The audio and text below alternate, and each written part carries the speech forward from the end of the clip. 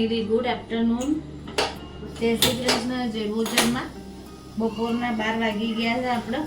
અને મેથીનું શાક બનાવવાનું, આપણે હલ્દી મેથીનું શાક બનાવવાનું છે. તો મેં જો મેથીની ભાજી 2 વખત ધોઈ દીધી છે ચોખ્ખા પાણીથી, અને ત્રીજી વખત પાણી અંદર ભરી મૂક્યું છે. અને આ લીલું લસણ અને લીલું મરચું, લીલું લસણ લીધું હતું એટલે મેં એને ધોવા માટે મૂકી દીધું છે. અને એક લીલું મરચું અંદર સમાર્યું છે. તો આપણે એનું શાક બનાવવાનું છે. હજી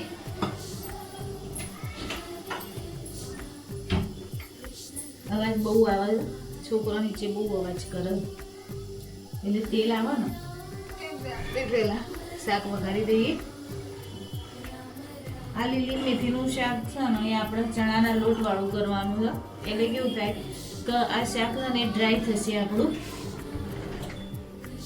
તો કેવું આ શાક તમને દાળ ભાત જોડે બધું ખાવા અને ભાખરી જોડે બી સરસ લાગે. એટલે અમારે તો આજે ભાખરી શાક જ ખાવાનું છે. દાળ ભાત બનાવ્યા નહીં, 3 દિવસથી મહેમાન હતા એટલે મારો વિડીયો શૂટ નહીં થયો કે બ્લોગ જ નહીં ઉતર્યો. કારણ કે આખો દિવસ બહાર જવાનું, ઘેર આવીએ ને બહાર ફરવામાં 3 દિવસ અમે કાઢ્યા હતા. એટલે કશું બ્લોગ શૂટ થયું નહીં મારાથી.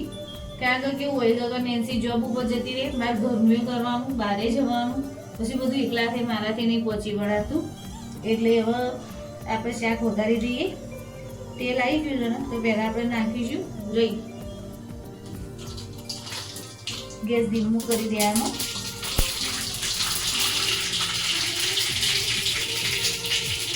પછી અંદર આપણે નાખીશું જીરું અડધી ચમચી જેટલું,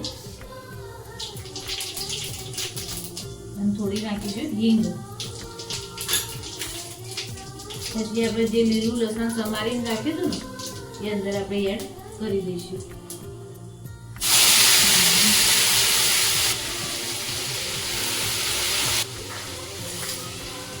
2 મિનિટ થાય ને પછી આપણે લીલી મેથી અંદર એડ કરી દઈશું. આપણું લસણ જો સરસ શેકાઈ ગયું છે તેલમાં. એટલે તેલમાં વઘારમાં છે ને થોડી હળદર અડધી ચમચી જેવી, અને અડધી ચમચી જેવું લાલ મરચું, અને અડધી ચમચી જેવું ધાણા જીરું પાવડર જેટલું ઉમેરી દેવાનું અંદર. એટલે શાકનું ટેસ્ટે સરસ આવશે અને કલર બી સરસ આવશે. હવે આપણે વઘારી દઈશું અંદર મેથી, લીલી મેથી અંદર એડ કરી દઈશું. આ શાકમાં આપણે પાણી રેડવાનું નહીં અંદર સહેજે, કારણ કે આપણે શાક છે ને એટલે ડ્રાય કરવાનું છે. થોડું જ શાક બનાવવાનું છે આપણે લીલી મેથીનું. એટલે ધીમા ગેસે જ એમાં કરવાનું.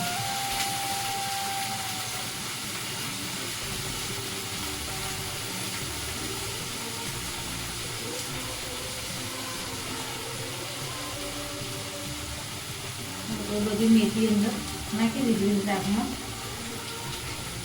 તું મારા હાથમાં રાખવું જ પડે ને, નહીં તો પછી કેવું હાથ આખો દિવસ એવી આદત બહુ જ હવે થોડું કર્યું તો હાથ ધોઈ દેવું, થોડું કરું પછી હાથ ધોઈ દઉં એને. એટલે કપડાની જરૂર પડે. પહેલાં તો મારી આદત એવી હતી કે હાથ ભીના એટલે સીધા ડ્રેસ જ લૂસી દેતી હતી. પણ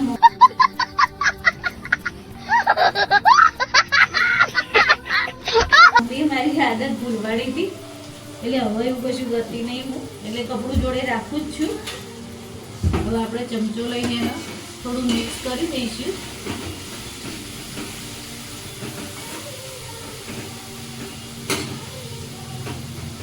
મીઠું હાલ નહીં નાખવાનું આપણે. જ્યારે મેથી એકદમ ચડી જાય ને પછી જ આપણે મીઠું નાખવાનું અંદર.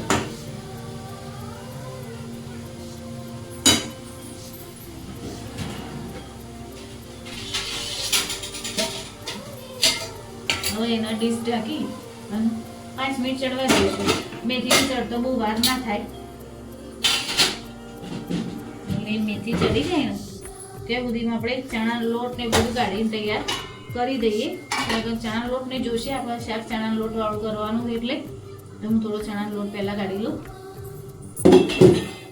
એટલે ચણા લોટ આપણે કાઢી દીધો. ડીમાર્ટ વાળો ચણાનો લોટ,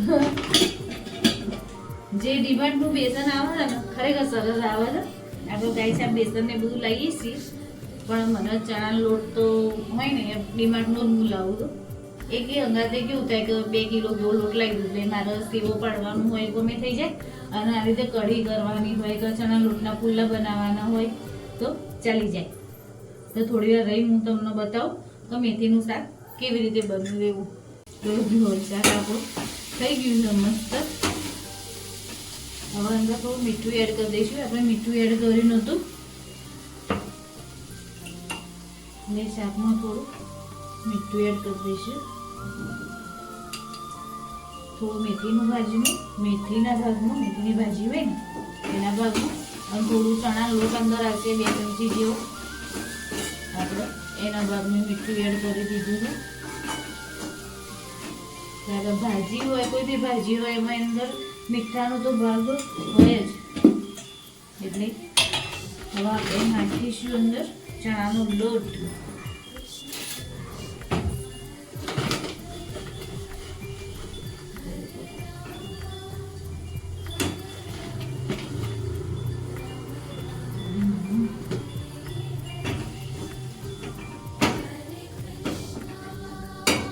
ચણાનો લોટ નાખ્યા પછી તો ગેસ એકદમ ધીમો કરી દેવાનો.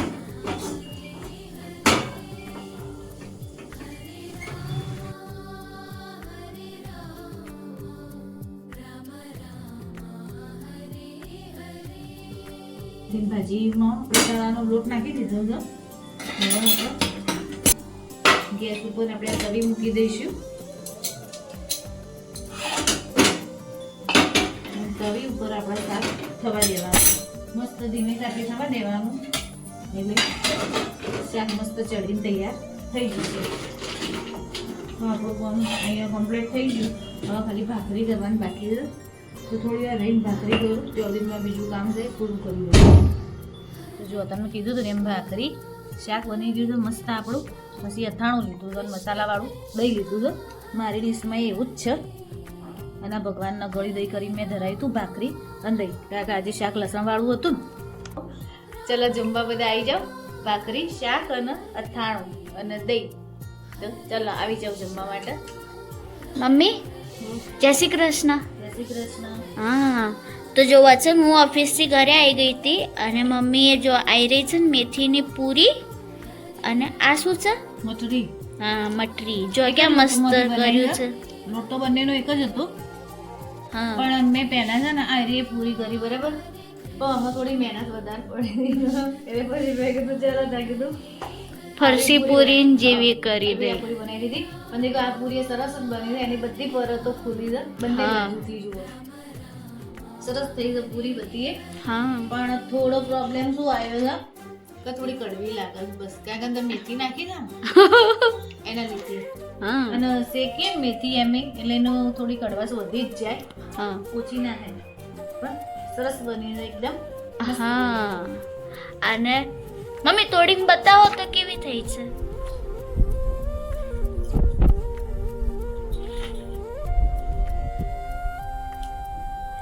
એકદમ સોફ્ટ. હા મસ્ત બની એકદમ ફરસી બની છે. સેજ્જમ જોર આપવું નહીં પડતું. તો હવે છે ને આપણે પહેલા જમી લઈએ કારણ કે મેં સવારનું કંઈ જમ્યું નહીં ને તો આપણે પહેલા જમી લઈએ પછી આપણે મમ્મી તમને તળતા પછી બતાવશે. પહેલા એમને છે ને ખાલી મારી માટે તળી છે ત્યારે.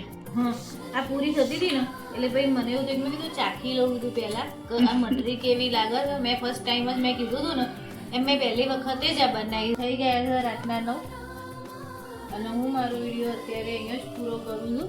આજે મેં બનાવી હતી મેથીની મટરી પણ જો એનો વિડીયો ઉમેરવા જતી હતી ને અંદર તો બહુ બ્લોગ મારો મોટો થઈ જતો હતો એટલે મેં એની નાની ક્લિપ અંદર આ વિડીયોની અંદર એડ કરી છે અને જે એનો આખો વિડીયો કાલે બીજા ભાગમાં આવશે. તો તમને જો મારો વિડીયો ગમે હોય તો લાઈક શેર સબસ્ક્રાઈબ કરવાનું ભૂલતા નહીં. તો મળીએ કાલ નવા વિડીયોમાં. ત્યાં સુધી જય શ્રી કૃષ્ણ.